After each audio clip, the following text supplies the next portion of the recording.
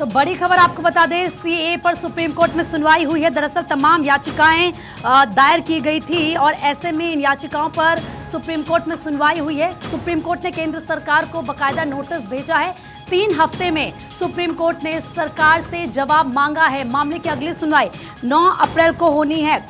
CAA क्योंकि कानून बन चुका है, नोटिफिकेशन जारी हो चुके हैं, लोगों को नागरिकता दी जा रही है, लेकिन इसके खिलाफ कई ऐसे दल हैं, कई ऐसे नेता हैं जो लगातार सीएए के खिलाफ बोल रहे हैं। वो कह रहे हैं कि ये सही नहीं है, मुसलमानों के साथ गलत व्यवहार किया जाएगा, आगे एनआरसी एनपीआर से इसको जोड़कर देखा जाएगा। और इसी को लेकर तमाम याचिकाएं सुप्रीम कोर्ट में दायर की गई थी, जिन पर सुप्रीम कोर्ट में सुनवाई हुई।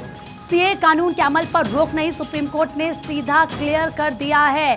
तो देखिए, सीएए को लेकर एक अलग बहस आप कह सकते हैं कि देश में इस वक्त हो रही है। कुछ ऐसे दल हैं जो लगातार सीएए के खिलाफ प्रोटेस्ट कर रहे हैं। उनका ये कहना है कि ये मुसलमानों के हक में नहीं है, लेकिन खुद गृह मंत्री अमित शाह क्लियर कर चुके हैं कि सीएए किसी की नागरिकता नहीं छीनता है, बल्कि नागरिकता देता है। और 6 ऐसे देश जहां पर मुसलमान बहुसंख्यक है और बाकी जिन चाहे हिंदू धर्म के लोग हों, सिख हो, ईसाई हो, जैन हो, पारसी हो, जिनका बौद्ध हो, जो अल्पसंख्यक है, उनको नागरिकता देना सीएए के अंतर्गत आता है। बार बार ये क्लियर किया गया है कि किसी की नागरिकता नहीं जा रही है, बल्कि नागरिकता दी जा रही है। तो फिर भ्रम क्यों फैलाया जा रहा है? हालांकि पूरा मामला एक बार फिर से सुप्रीम कोर्ट पहुंचा।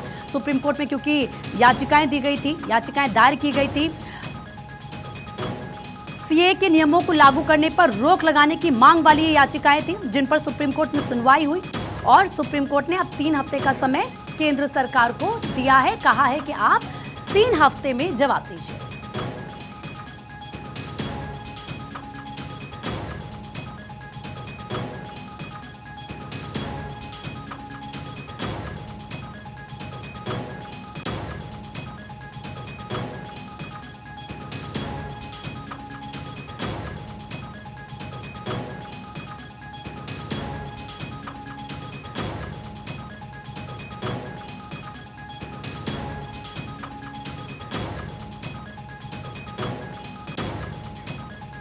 और इस वक्त की बड़ी खबर, सीएए पर सुप्रीम कोर्ट में हुई सुनवाई।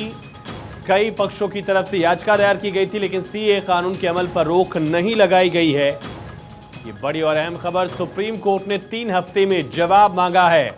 आईयूएमएल असदुद्दीन ओवैसी जैसे लोगों ने इसमें याचिका दायर की थी। असदुद्दीन ओवैसी की तरफ से भी याचिका दायर की गई थी, इंडियन मुस्लिम लीग की तरफ से भी इस पर पिटीशन दायर की गई थी और मांग की गई थी कि क्रियान्वयन जो सीएए का है वो रोक दिया जाए।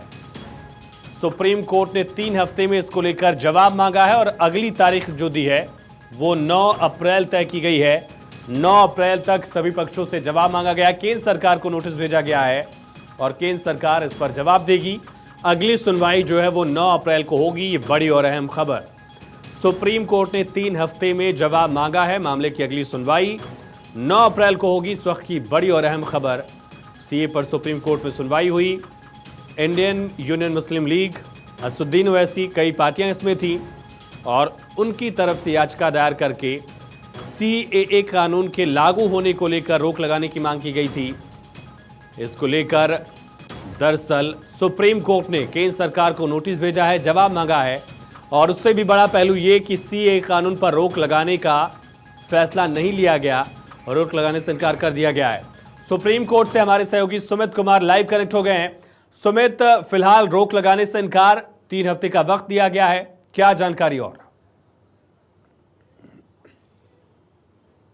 जी बिल्कुल, देखिए जिस तरह से केंद्र सरकार ने सीए कानून को लेकर जो नोटिफाई सरकार ने किया था, उस नोटिफिकेशन को सुप्रीम कोर्ट में चैलेंज किया गया था। यानी कि सीए कानून के अमल पर सुप्रीम कोर्ट से रोक लगाने की मांग की गई थी। फिलहाल सुप्रीम कोर्ट ने सीए कानून के अमल पर रोक लगाने से इनकार किया है।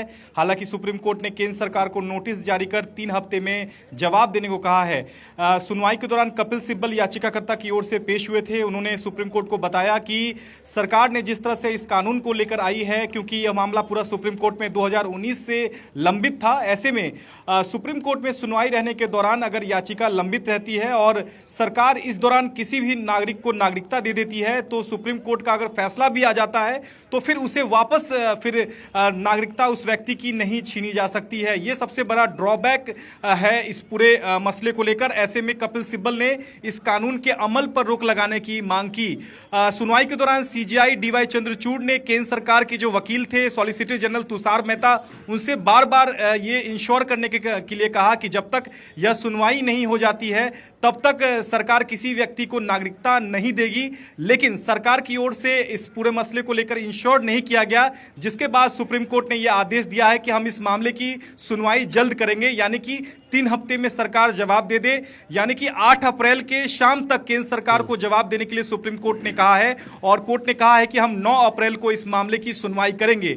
हालांकि इस पूरे मसले को लेकर केंद्र सरकार ने 4 हफ्ते का जवाब सुप्रीम कोर्ट से मांगा था, लेकिन सुप्रीम कोर्ट ने कहा कि आप इंश्योर नहीं कर पा रहे हैं, इसलिए हम इस मामले की सुनवाई जल्द करेंगे, यानी कि 3 हफ्ते में आप जवाब दीजिए और हम 9 अप्रैल को इस मामले की सुनवाई करेंगे। 9 अप्रैल को जो सुनवाई होगी, केंद्र सरकार का जवाब आ जाएगा, उस जवाब पर सुप्रीम कोर्ट सुनवाई करेगा और तब यह तय करेगा कि क्या सीए कानून के अमल पर रोक लगेगी या नहीं।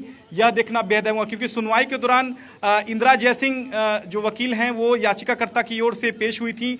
उन्होंने कहा कि इस मामले को बड़ी बेंच में यानी कि लार्जर बेंच में भेजने की जरूरत है। तो हो सकता है कि आने वाले दिनों में इस मामले को संविधान पीठ में भेजा जाए, लेकिन फिलहाल केंद्र सरकार के लिए राहत भरी खबर यही है कि सुप्रीम कोर्ट ने सीए कानून के अमल पर रोक लगाने से फिलहाल के लिए इनकार किया है और केंद्र सरकार को नोटिस जारी कर 3 हफ्ते के लिए जवाब मांगा है और अगली सुनवाई सुप्रीम कोर्ट ने 9 अप्रैल को तय की है। एक बार से पूरी टाइमलाइन अगर आप बता दें सुमित, किस तरह से याचिकाएं दायर की गई, कौन कौन पार्टी उसमें था और एक झटका माने इससे याचिकाकर्ताओं के लिए?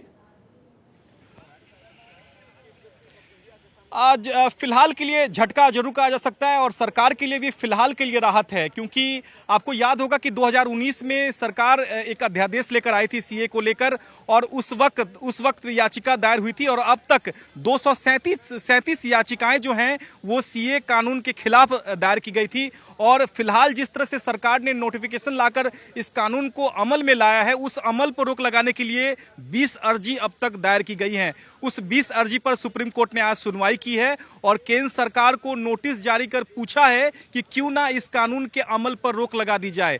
अब इस बाबत केंद्र सरकार को सुप्रीम कोर्ट में 3 हफ्ते में जवाब देना होगा। कि सरकार ये जवाब देगी कि कानून पर क्यों नहीं रोक नहीं लगानी चाहिए। तो सुप्रीम कोर्ट ने सरकार से यही पूछा है कि इस कानून के अमल पर क्यों नहीं रोक लगा दी जाए, क्योंकि ये stay application 20 stay application supreme court में दायर की गई थी अन्य याचिकाकर्ताओं की ओर से, जिसमें केरल सरकार है, असम के कुछ संगठन हैं और ओवैसी ने भी एक एप्लीकेशन लगाई थी।